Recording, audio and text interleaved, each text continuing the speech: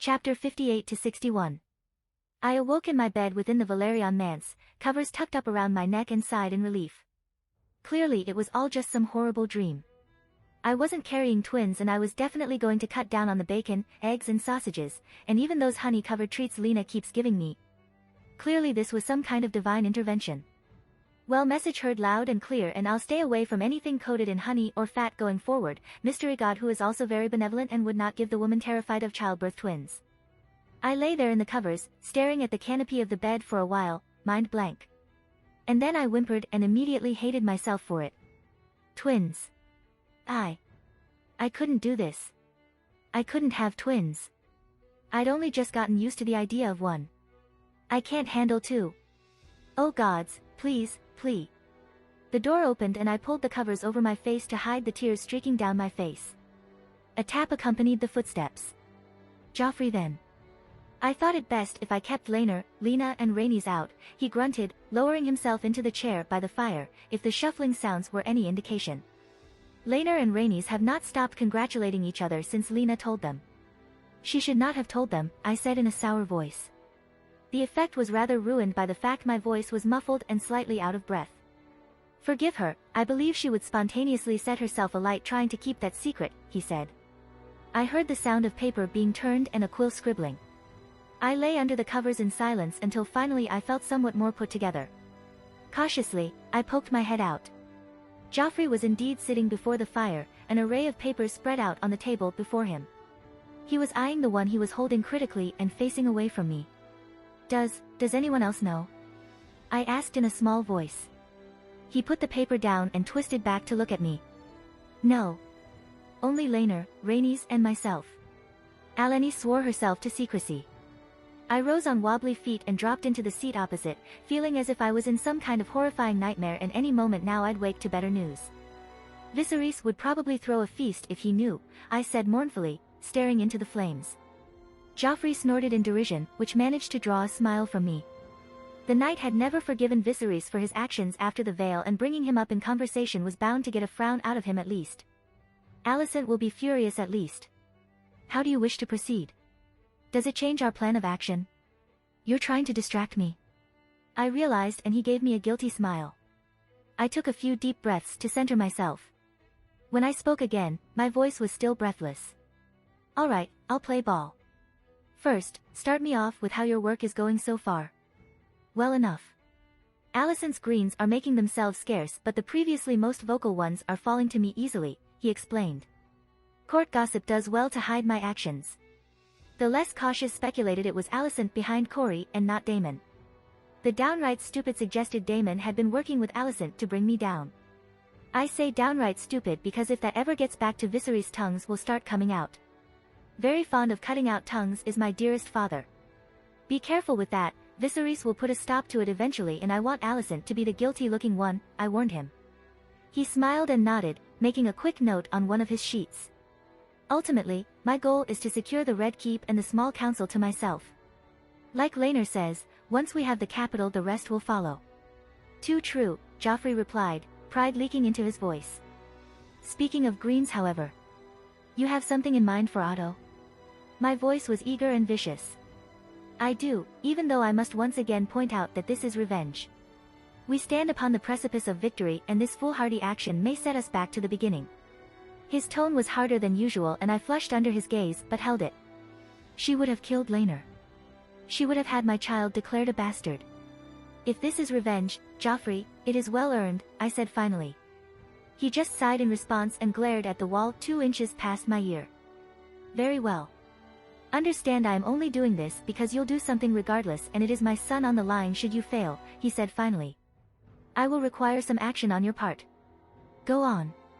I need your father to hold a tourney. I frowned at him but nodded.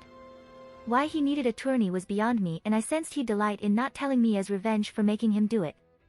I would have to be careful to follow his advice in other areas most diligently to compensate for this. As for securing the small council, that will be more difficult. Melas will have to die for a new Grand Maester to be appointed, and even then our ability to influence the choice of his replacement is non-existent. Criston Cole is on his last warning. Ser Darklyn tells me Viserys is looking for an excuse to remove his cloak from him, but that relies on Viserys. The only one we can really attack right now is Jasper Wilde, Joffrey told me, leaning back and tenting his fingers. But the man is annoyingly clean. He doesn't even frequent the brothels and my counterpart will be eager to protect him. Find something. The damnable Harlesbury case is still going on and it would be nice to settle that in the daughter's favor. At this point, settling it without bloodshed would be nice. The nephew, we had discovered too late, had arranged to marry the daughter of a knight sworn to the Brackens. The daughter had recently declared herself Lady Harlesbury and married a minor cousin of the Blackwoods. You can probably guess what happened next. The Brackens had gotten involved claiming they needed to protect their vassals' rights, the Blackwoods had declared they would protect Lady Harlesbury from her cousin. Yes, no bloodshed would be good. Being able to even sit in these meetings would be better. Corlys was an adequate go-between though, even if he did deliver his reports through gritted teeth. I will.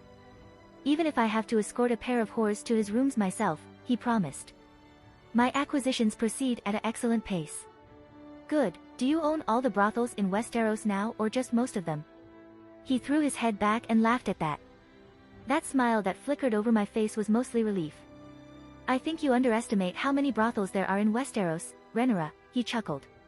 But I own a good few and they have proved extremely useful. I actually bring it up because Maris Grafton came to me with an interesting idea. Maris?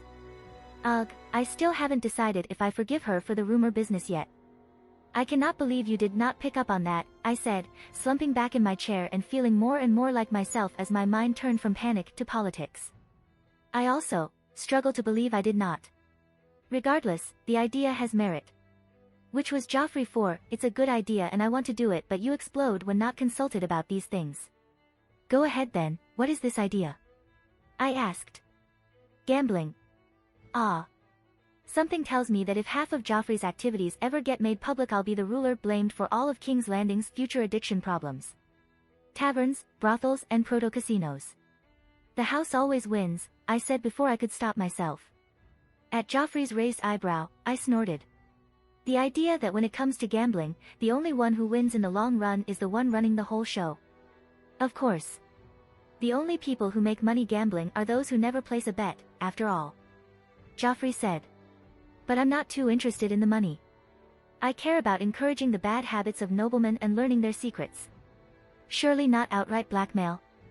I asked, suddenly worried but he shook his head. Nothing so crass but noblemen in debt, seeking out a sympathetic ear. Point taken, Joffrey, I said. Do it then. Get Maris involved if she's passed your stringent tests. She has been lost since my ladies stopped playing cards. Poor Alice, Joffrey sighed. She's lost a lord's ransom in silver to Maris. I snickered. I was pretty sure both Strongs had lost a lot of money. So had Lena, actually. Maria and Felena less so because they didn't bet as much and were much more risk-averse. I worried less about Maris these days. Joffrey had turned her life inside out and all he'd found was a slightly worrying loyalty to Jane Eyre rather than me. The kind of loyalty that would see her take a trip out of the moon door than risk betraying her. Given that Jane had ended Grafton power in Gulltown I did wonder where that came from but Joffrey had assured me she was loyal to me as long as Jane was. How go the wisdoms? Jared has been silent for too long, I fear, I asked dragging my thoughts from the veil, Jane and Helena. The crops have gone through their first rotation. Local farmers are reportedly impressed by the increase in yield and a few of the more adventurous ones are seeking to copy it. Only a small fraction though. The rest have adopted a wait-and-see stance. I nodded along. We had predicted this so it wasn't too upsetting. The seaweed farm is still being set up but the samples Laner had harvested from Driftmark have helped in their mission to perfect the glass. I waited for the but they are having issues with the quality at the current time.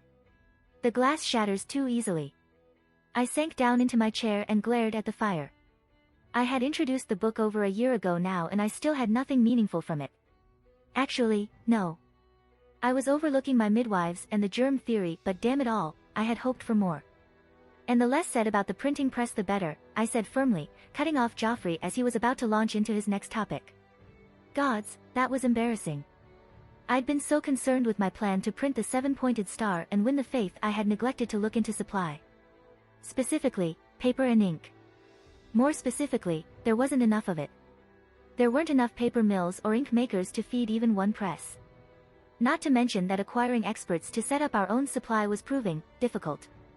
Guess where all the paper and ink makers lived? If you guessed the place where most paper and ink is consumed, right next to Westeros' biggest center of learning and repository of books, you guessed right. I really shouldn't need explain how the Chief Black was having a hard time extracting people and skills from the heart of Green territory. The marriage game then? Joffrey asked. Fear pooled in my stomach once more. The knowledge I was having twins at least. I took a deep breath. If they are boys, the first goes to Boros Baratheon, I started, voice shaky. The second. I am not sure of. I only planned for one. If they are girls. The Rains. I want that check on the Lannisters. I suppose it's too much to hope for a boy and a girl. I smiled in response. Then we are the luckiest people in Westeros, I chuckled, not really feeling all that mirthful. I'd spent a lot of the last month thinking on marriages. My firstborn daughter and firstborn son would set the tone for the rest of my children. It should revolt me to promise away children not even born yet, but if I did not play the game they would die. I had to tell myself that. I had to remember that. I could promise the Lannisters a queen or promise the Baratheons a queen. Alicent would take the one I did not in all likelihood. Maybe it was a book bias that made me gravitate toward the Baratheons and I was just rationalizing, but I didn't have a balance to the Baratheons in the Stormlands. I could check the Lannisters with the Rains.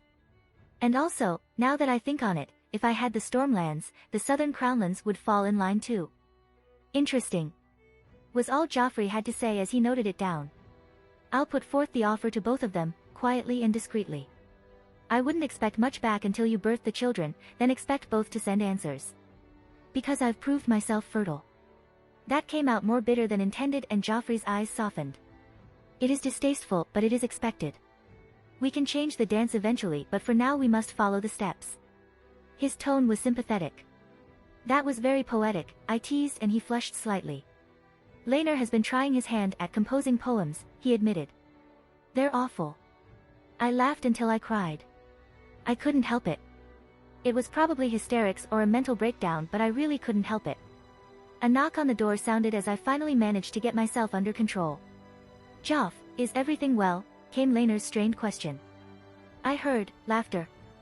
I sighed and took a few more deep breaths, letting the warmth of the fire wash over me. I was having twins. Hopefully just twins. Laenor knew. He was happy. Lena was happy. Rhaenys was probably at invent aerial advertising and tell the whole of Westeros happy. The door cracked open a bit and Laenor's face poked around the door, his eyes seeking Joffrey and then myself. Myself who sat frozen in my chair, tears streaking down my cheeks once more. He moved so swiftly to my side that my brain almost didn't process his movements, taking my hand and tangling our fingers together. How are you? Lena says you were quite overwhelmed. Probably an understatement, I'd fainted in a panic. It will be okay. I will be with you every step of the way. Our babes will be perfect. You will be a fine mother. I let him hold me as the tears and the shaking came again. I really shouldn't keep doing this. He wasn't ever going to love me the way he loved Joffrey. He was making an effort, but I would never have his heart. Not truly, and yet I still clung to him, sobbing into his shoulder, because at least when he said it would be alright I could kind of believe him. Court was busy the next day. Viserys sat atop the Iron Throne and Alicent below him, still playing the Good Queen. Still on her best behavior. It should not be a surprise she was clutching Daeron and Aemond close since Helena's departure for the Vale. Rumor had it that Aemond had grown even worse since he learned he was to squire with the Tullus. Not even the lure of friendship with a prince would see other children flocking to him anymore. Hopefully, a good few years with a family that prized family, duty and honor above all else would straighten him out, turn him from the course of the monster he had been in canon and looked set to become now. Gods, he was only 5. We made our obeisances before the twisted monstrosity forged in Balyrion's flames. Viserys greeted me loudly and proudly but frowned when I asked to speak with him in private. It certainly got the rest of the court muttering away to themselves. It seemed like everyone was holding their breath. Viserys had torn Alicent's children from her and the Greens had lost immense amounts of prestige as a result. The Blacks were triumphant, the only question for the court now was how I would deliver the killing blow. They would learn soon enough. We both followed Viserys as he led us into the empty small council chamber with a worried look on his round face. Ser Stefan and Ser Eric guarding the door as we made our way inside. According to Laner, it had been Ser Stefan who had carried me to my rooms after I had received the news. Suddenly sick with nerves once more, I tried to focus on his rage-inducing mustache and not the news I had to deliver. It didn't quite work. "Daughter? Is everything well?" he asked, face shining with genuine concern as he lowered himself into a seat. I opened my mouth to speak, but the words died momentarily and Laner took my hand, kissing the back of it gently. "Take your time," he murmured. Viserys watched him with an odd expression before turning to me, eyes soft and an encouraging smile in place. "I had a checkup by a midwife yesterday," I managed. "Everything is well. More than well. There is some news you need to hear though." Suspected news. At that, Viserys looked reassured and leant back in his chair, attentive for any information about his future grandchildren. "Something tells me he's going to spoil them rotten." Hell, in canon, he had to have known the Strongs were bastards and he still spoiled them rotten. The midwife believes there is a possibility that I am carrying more than one babe. Just a possibility though, we may yet be wrong. My voice was shakier than I wanted it to be and Laner squeezed my hand again. I risked a glance at his face and tried not to smile at the pride and happiness I saw there. Something told me these kids wouldn't only be spoiled rotten by their grandfather. "Twins," repeatedly Viserys faintly. I nodded and watched as his face went through a journey of emotions. Delight, happiness, fear.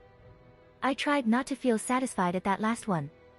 Finally though, he settled on joy and struggled from his seat. "Twins." He picked me up and twirled me around, almost bear hugging me, sending my stomach churning in unhappiness. Then he advanced on Laner, much to my husband's bewilderment and discomfort. I fancied I heard the breath leave his lungs and Viserys failed to hold back as he did with me, twirling him around with evident glee. "Twins, Rhaenyra," he repeated when Laner finally wriggled free. I forced a smile at the joy on his face before remembering Joffrey's request from the night before. Now seemed like the best time to enact that particular part of the plan. "Twins." "Yes. I'm very excited." Daunted but excited. I began and he nodded, smile so wide I wondered if he'd break his face. I was wondering, if it is not an imposition. Nothing could be an imposition now. 2 sons for House Targaryen. Or daughters. Either would bring us all great joy. Laner hastily cut in and Viserys nodded in response. "Or daughters, indeed. Tell me what you were hoping for, Rhaenyra. If it is within my power I will deliver it to you." I was wondering if we might not have a small tourney to celebrate my pregnancy. Laner's eyebrows shot up at that. "Small? I shall throw the grandest tourney in your name, daughter." Oh, I should have seen that coming. Vision of having to wait for months before it was thrown danced before my eyes. Joffrey would need it much sooner to draw Otto to him, not that I could see how a tourney would help. Perhaps not that large. "A reasonable affair, my stomach is still delicate," I said and Viserys beamed at me once more, nodding, before he laughed again. "Twins. Will you announce it to the court yet?" he asked, eye bright. I caught Laner's eye. "It is not confirmed yet. It is only the midwife's suspicion," he told Viserys. Viserys raised an eyebrow at that but the grin didn't fall from his face. "Oh yes, I've heard all about those midwives from Eustace. Old bore that he is. If one of these ladies can figure out you're having twins and get you through that birth safely, I'll pull a Queen Eleanor to support them if I have to," he boomed. "If you announce it, I'll back you to the hilt in this, Rhaenyra." "That is very kind, father, but I think I will wait." The thought of everyone knowing. It made my stomach turn in terror once more. He nodded, smile dimming a little but then cheered again. "Well, we'll still have your tournament though," he said. "Anything for my girl and her future children. That would have to be good enough." He held me close one last time and once again waxed lyrical about how proud he was. He even extended that pride to Laner, which sent my husband blushing. Once word got out I was having more than one babe, Laner would be considered the manliest of men. I, of course, would not tease him about it at all. We followed Viserys out back towards the court, our respective Kingsguard falling in behind us, listening to him chuckling to himself and occasionally repeating the word, "twins," like some kind of maniac. It may have been a mistake to tell him so early, I murmured to Laner, low enough so that only he could hear it. It definitely was. He'd sulk if we did not though. "Why a tourney?" he asked back in an equally low voice. "You have never been fond of them in the past?" Joffrey asked for one. I'll explain back at the manse. I did not want to risk Ser Stefan or Ser Eric catching on to our plot. Then we were back in the throne room, watching as Viserys ascended to the Iron Throne once more in a clearly good mood. Alicent's suspicious gaze turned to me and I gave her a sweet smile in turn. Her eyes narrowed and she turned her gaze back to Viserys. Silence fell as the court picked up on his changed mood and an air of expectation grew. His smile only grew wider in response, which fed into the expectation. A vicious circle only Viserys could break. "Attention all," he called, not really needing to as he had the undivided attention of everyone in the room. "It has come to my attention that we never truly celebrated my daughter's pregnancy. Now that she is well once more, let us rectify that with a tourney." A cheer went up throughout the hall at that news. Viserys certainly attracted courtiers that loved parties, feasts and tourneys. Well, one would not last long at court if you did dislike them. It really put into perspective just how badly Littlefinger fucked the realm that Viserys' treasury was, not healthy, perhaps, but we wouldn't be going bankrupt if there was a war or some kind of disaster. We were certainly not 5 million dragons in debt, that was for certain. How nobody had sounded the alarm about that sheer mind-boggling number was bizarre. Lyman would have raised the alarm at 500,000 and not rested until the debt was wrestled down.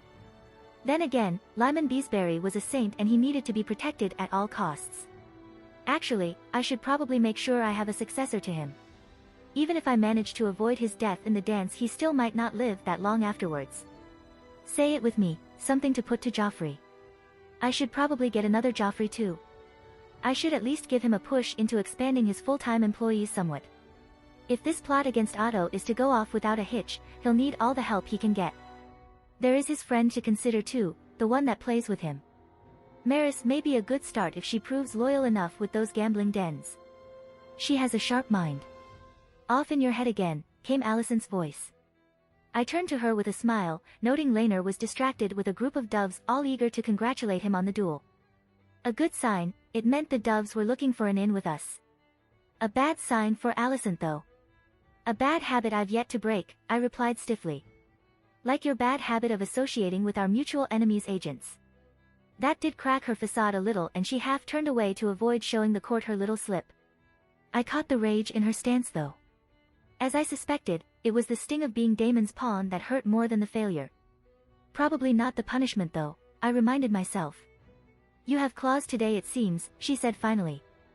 And here I thought I would never miss the little girl who would follow me around, begging for attention.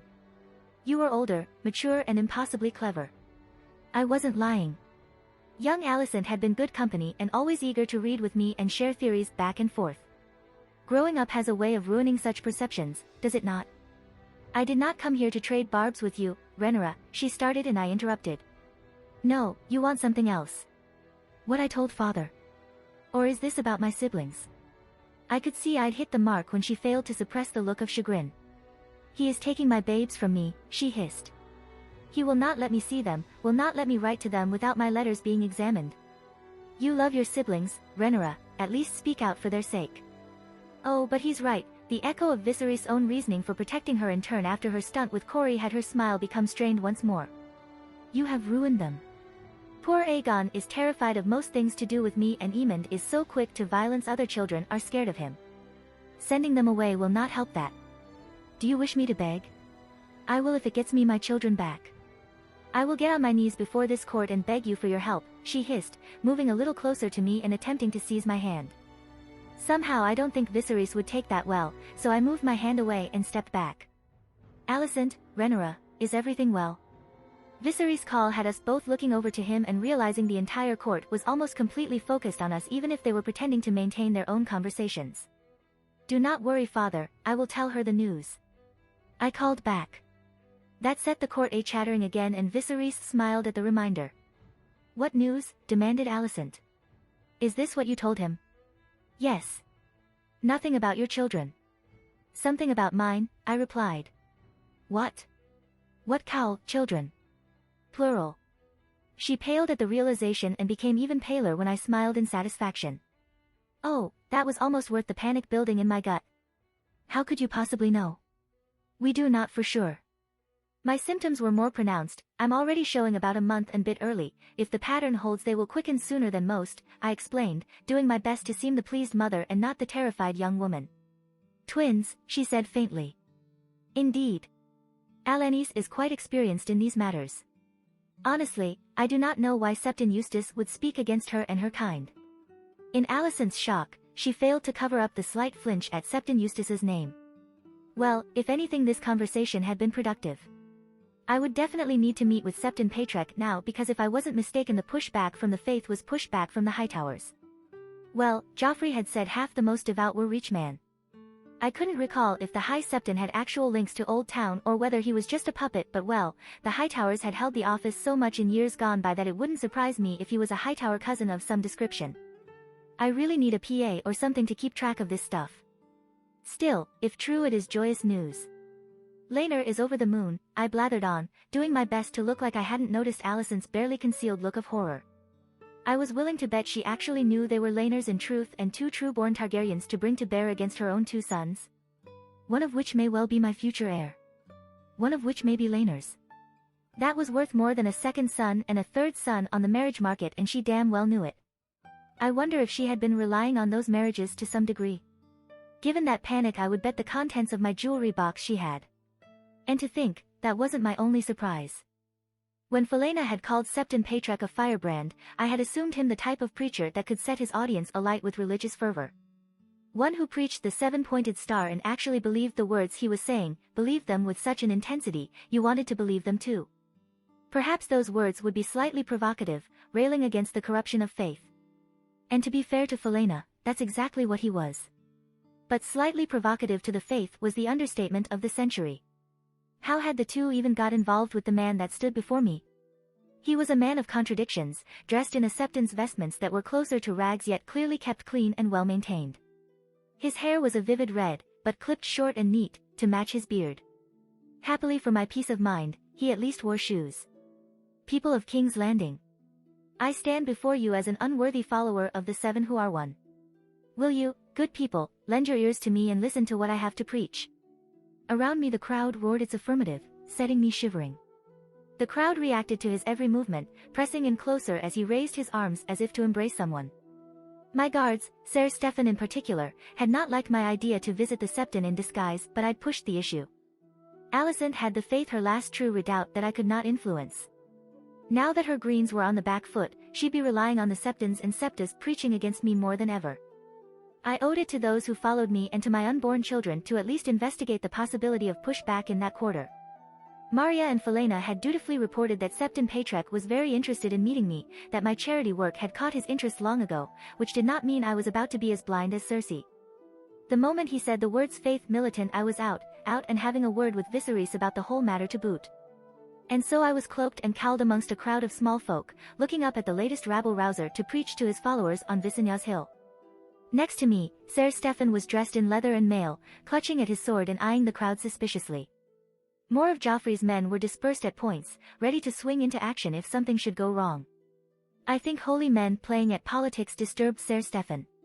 He was a rare breed of knight that took his vows seriously, and the idea that his faith could be bought and sold was not pleasant to him. I come to speak to you good people today about justice. He called, commanding the attention of the crowd once more and allowing his hands to fall to his sides. What is justice? For I say to you good people that I have never seen it. That I have spent 44 years upon this earth and I have seen not one shred of justice. The crowd murmured amongst themselves after that, and he let them, surveying them all with stern eyes. Clearly not as mad the man that would arise on Rainey's Hill a decade and a half into the future. He knew damn well how to play a crowd too. If he was not a blind fanatic, as I suspected, he would be useful beyond measure. Is it justice that the common man should pay for his sin in silver whilst the Septon who judges him debauches himself, shames himself in the eyes of the 7? Is it justice that the man who is supposed to guide the faith sits in the starry September growing fat off of the gold of evil men who seek divine approval for their actions? Is it justice that there are those of us who starve whilst the faith give us the scraps off of their richly laid tables? His face showed clear fury and anger. The crowd hissed and booed along with his words as I began sorting through plans in my head. He let them mutter and growl as he paced up and down. Are those cloaked and crowned fools in the starry September truly worshippers of the 7 who are one? When they sell what little is left of their souls for comfort, for power, for hedonism, he bellowed. And their rot only spreads. It spreads down through the faith, poisoning those beneath them. It poisons the Septons and the Septas. It poisons the nobles that lend their ear to them. It poisons the common folk that follow them. I'm honestly surprised that this guy has not had his head hacked off by the faith yet. This is heavy stuff. I might not be overly attached to any particular religion, but even part of me wants to gasp in shock. And Ser Stefan is gripping his sword so tightly I fear he means to draw it and start hacking through the crowd. I think I'll be having stern words with Maria and Felena about this. Something of a firebrand my arse. Did they agree with him? They were quiet and devout ladies, always there. Reliable and dependable. Had they gotten caught up in his rhetoric, or were they dancing with him for his money? Good people, we must reject the creature in the starry September. We must reject the impious and corrupt most devout. We must reject the debauched septons and disgraced septas. We must embrace our own love for the seven who are one. We must embrace the teachings of the seven-pointed star. We must embrace our own faith once more. The crowd let out a bellowing cheer and the applause was raucous. I joined in, mostly to not stand out. Next to me, Ser Stefan followed my lead, staring up at Septon Patrek with an expression I could not identify. Said Septon was drinking in the adulation of the crowd, raising his arms and beaming at them all like a proud father. I wanted this man on my side. Waiting afterwards felt like agony as he made his way through the endless sea of people that wanted to speak to him. Some sought blessings, others sought advice, and others still sought aid. Across the entire square begging brothers rattled their bowls, earning a copper or two from those leaving. Even a copper or two was enough for me to wonder at how much he must take with every sermon. This was how he was helping Maria and Felena pay for their charities, I would assume. I was still having a hard time reconciling this wild septon that raised such hell against the faith and the two devout ladies. I waited until most had gone before approaching him. I had to hand to him, I'd be exhausted if I'd had to deal with half the people he had, yet when I approached he looked completely unaffected. His blue eyes were bright with enthusiasm as he beamed at me like I was his own child. "And how might I help you, child of the seven?" he asked, his smile warm and benevolent. I twitched my hand so that he could the ring I wore, and I knew he'd understood when he drew a sharp breath and his smile wavered for a moment. "I find your views on the corruption of the faith very interesting. Might we discuss it further, Septon?" I asked, hiding my hand once more. "My friends have told me oh so much about you." He let out an explosive breath and peered at my face under my hood before nodding. "For you? We may discuss it as long as you wish." We followed along as he led us away from the main square and towards the less ostentatious but still solidly built manses. The dwelling he did lead us to was clearly the basis for his own faith. A large yet austere manse on the very edge of what would be considered the good part of King's Landing. The manse boasted dormitories for his septas and septons, a large meeting hall for him to preach in, and from what I could see, quite a few areas for storage. He led us into what I would assume to be an office of some type. Ser Stefan explored the office thoroughly, poking through every corner with a grim expression. Septon Patrek endured his suspicion with an equally grim look but did not comment until my white cloak took up his post outside the room and we both settled into the slightly uncomfortable wooden chairs. I shook my cloak off, revealing my face in truth.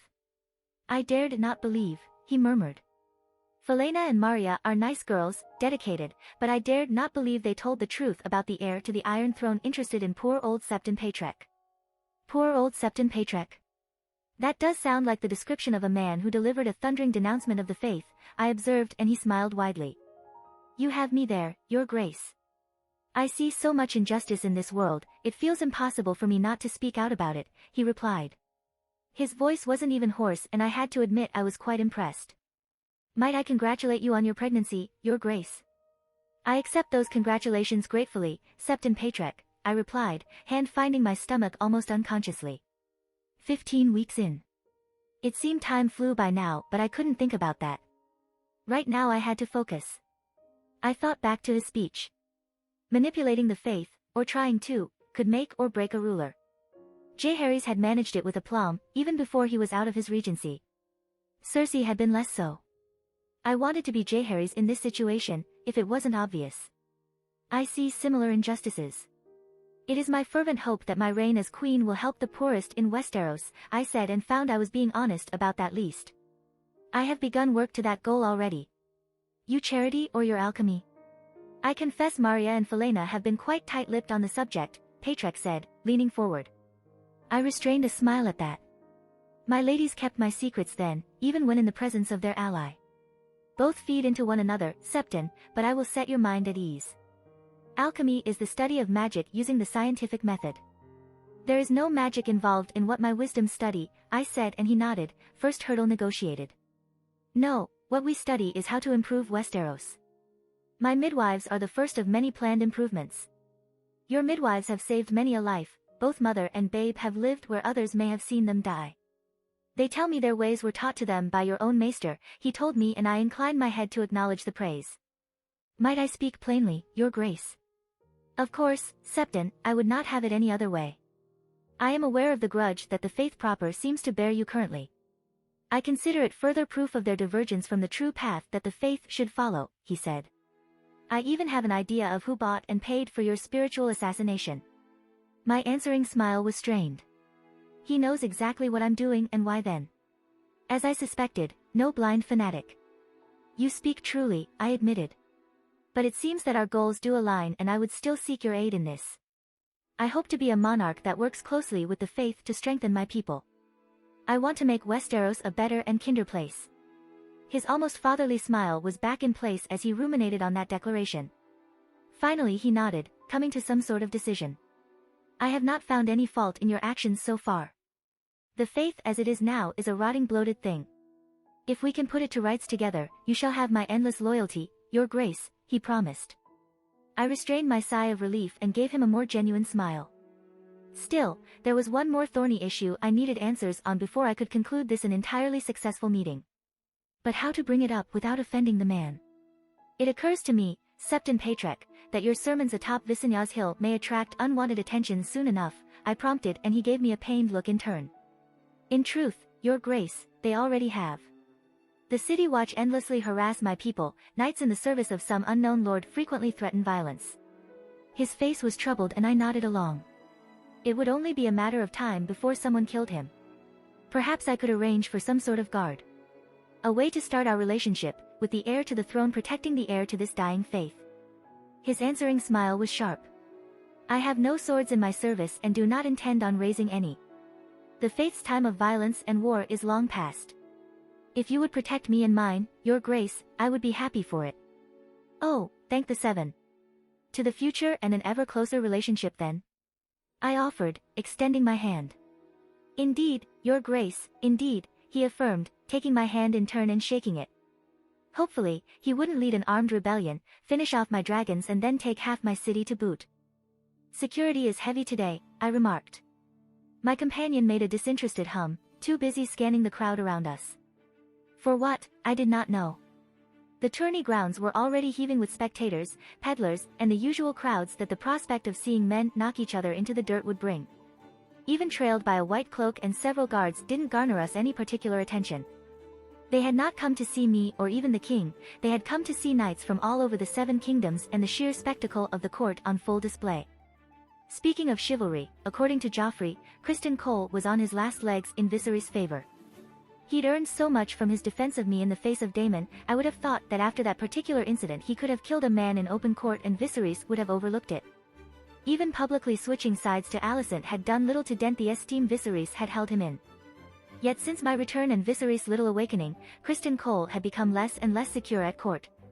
If Laenor had lost that duel to Corey, I do not think he would have enjoyed the consequences.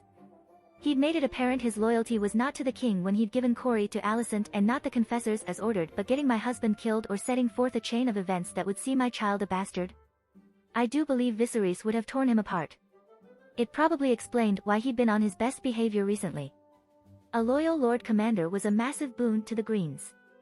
Canon told me it would ensure Alicent's control of King's Landing just after Viserys' death and end in poor Lyman Beesbury being executed for his loyalty to me. I owed the old man enough to at least get rid of his future murderer. Probably because of the recent robberies, Joffrey replied finally, nodding as he evidently found what he was looking for. I would have responded, but we'd reached our destination. Joffrey had probably timed his answer on purpose to annoy me. Viserys was already present in the royal box, sipping wine alongside Alicent, who was relaxed and smiling, the first time I'd seen her as such since Corey's duel. I did not believe her little act for a second. She had to be panicking, her greens were fragmenting around her. I had her on the ropes and yet here she was, smiling at a tourney to celebrate the death knell of her little attempted coup. Aemond was unhappy to see me, but then Aemond was always unhappy to be reminded I existed these days. He was only just out of confinement, having thrown a tantrum a week ago during which he had apparently bitten Viserys and kicked Ser Eric Cargill hard enough to bruise him. "Good morning, daughter." "Ser Valerion." Joffrey bowed low in response as I made my greetings in turn. "Might Joffrey sit with us today? Lady Rhaenys has taken her children in hand and we are both mere refugees, hiding from her gaze." Joffrey had come by to collect me that morning with Lena and Laenor conspicuous by their absence. At my questioning of why they were missing, he hadn't managed to hide his annoyance. According to him, the Valerion siblings had started a row with each other whilst preparing to meet me this morning. Laenor had let on his true feelings towards his nephew, Lena had responded predictably, and Rhaenys had been forced to come down on her children like the wrath of an angry god when they'd started talking about an aerial duel. Laenor's feelings towards Lucerys had taken me entirely by surprise, and I was somewhat worried I had managed to miss what was obvious in retrospect. No doubt I'd be dragged into it at some point. At my heavily edited explanation, Viserys looked a little put out but motioned for us both to sit down, ignoring Alicent's brief sour expression. Annoyingly, the first thing he did was drop his hand onto my stomach and give me a wide smile. "How are they this fine morning?" he asked. "Well." The quickening was earlier than Alanis expected. "I do believe if it's not twins she may quit the midwife business for good." Viserys chuckled at that, broad grin lighting up his face. They had quickened a week ago. I had laid in bed, contemplating having another hour or so when a fluttering had begun in my belly. I had thought it nerves at first, butterflies in my belly, and spent an age trying to think about what I could be nervous about. At least until the answer had hit me like a freight train. To say I had mixed feelings was an understatement. Alice had to coax me through 2 panic attacks, 1 storm of tears and hysterical giggles. The fact she does not think me a mad woman is probably a miracle. The fact she did it without joking or attempting to cheer me up is nothing short of divine intervention. I would have to give her something nice in thanks. I was saved from the need to speak further about the subject by the start of what seemed like an endless crowd of lords, all eager to get to Viserys through me. Even being away from the throne room did little to dampen their enthusiasm for pushing their various pet projects. I even got a few gifts out of the whole thing. Not that it was a bad haul. Plenty of expensive trinkets and such. Materials for dresses, a beautifully crafted bow, a collection of books I fully intended to devour, and rare and expensive alcohols I had no use for since I'd stopped drinking the moment I'd realized I was pregnant. A fact, I should note, everyone at court had already remarked on, so why I was getting bottles upon bottles was mind-boggling. All of this alongside the usual gifts a babe might receive, much in the same vein as the ones I'd bought Daeron over a year ago. Gods, it felt so much longer, like an age had passed since I'd returned to King's Landing that first time. The me back then would be horrified by the fact I hadn't waited until my 20s like she had wanted to. She'd also be horrified about my complete lack of black powder. I smiled ruefully at that. Then it was time for the joust itself. I will admit to a certain childlike wonder whenever Viserys held jousts, a wonder that had never gone away even as I had grown into a woman proper. I had spent over a decade as Rhaenyra, and yet it was at these events that the surreality of the situation sank in for me. I was a princess, an honest-to-the-gods princess, watching real knights in a joust. Those of middling talent were eliminated pretty quickly, with the usual names rising to the top. Stokeworth, Belmore, Cole, the Cargills, Hightower. The only surprise for me was that Jeremy Corbray made it reasonably far in the lists. He may be a lousy master of whispers, but he wasn't a half-bad knight. I let myself relax and enjoy the show. It would not do to seem tense or nervous. Joffrey had something planned. He had asked for this tourney and implied he needed it to go ahead as part of his attempt to kill Otto, but I could not make the connection in my mind. Even if I couldn't now, however, I did not want anyone to look back and wonder. Aemond was also enjoying the show, laughing and cheering for his chosen knight in each tilt. I found myself smiling a little. It was easy to see he was 5 when he was like this, and not the sulking monster that fell too easily to violence that he was normally. Hooves thundered once more and one more knight crashed from his horse and met the ground. The crowd cheered, but not as loudly as they would have done for the favorites of the tournaments. The unfortunate mud-caked knight clambered to his feet and trooped from the field, waving to the crowd as he did so. It was considered the height of rudeness to be a poor loser. As the tourney went on and no sign of Joffrey's plan coming to fruition appeared, I found myself even more on edge and tapping out an annoyed beat on the arm of my chair. The small smile that grew across his face in response to my annoyance had me grumbling to myself. I couldn't ask with so many around us, and he was enjoying it. "How is Lady Lena and little Lucerys?" asked Viserys as another knight bit the dust to the roar of the crowd. I tried not to choke on air as Joffrey gave the king a surprised look. Well enough. She has her hands full with him. He is quite the active one, Joffrey said, pride in his son winning out over caution. I once again thank your grace for your kindness in regards to the egg. Lena very much hopes it will hatch soon. At the soft smile on Joffrey's face, Viserys looked almost puzzled. I saw the moment Joffrey realized why and sank into my seat as my spymaster turned to me with a single raised eyebrow. Damn.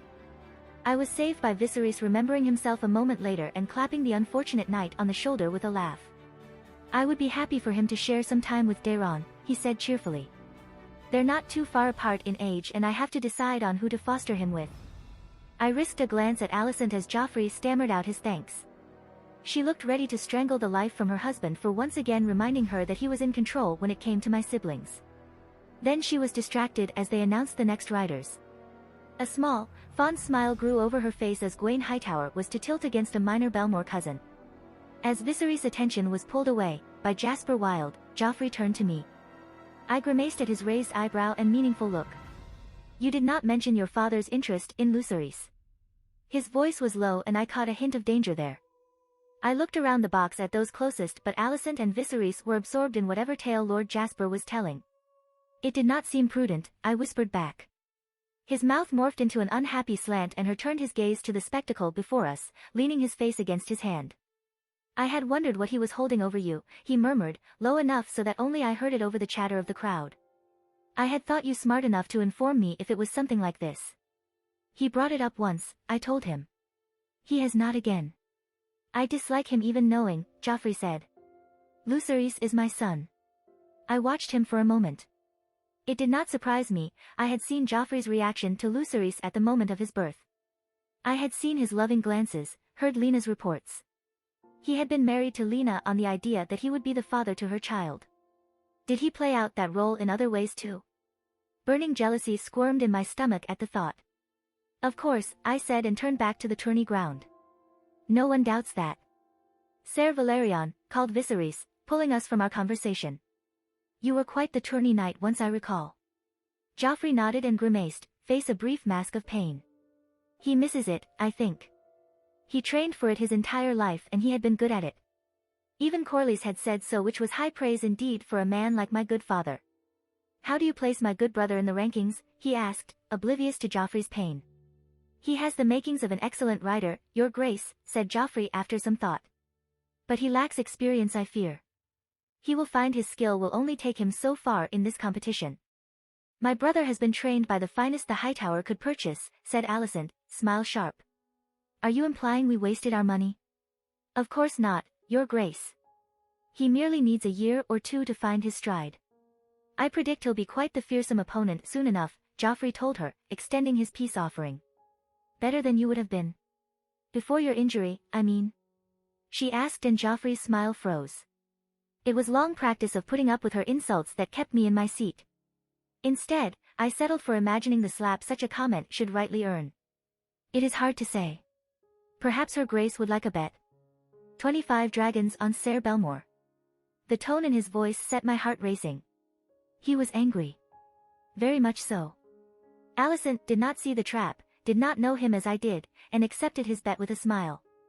I turned my attention back to the tourney grounds. Joffrey was not a gambler as a rule. If he was making a bet then he knew something. I wanted to drag him off and question him until he folded, but Ser Gwaine and his opponent were gearing up for the first tilt. I should not have done that, he murmured a moment later, and I turned towards him to ask him why when I was interrupted. Alicent screamed as Gwaine was sent flying from his horse, a spray of blood following him down.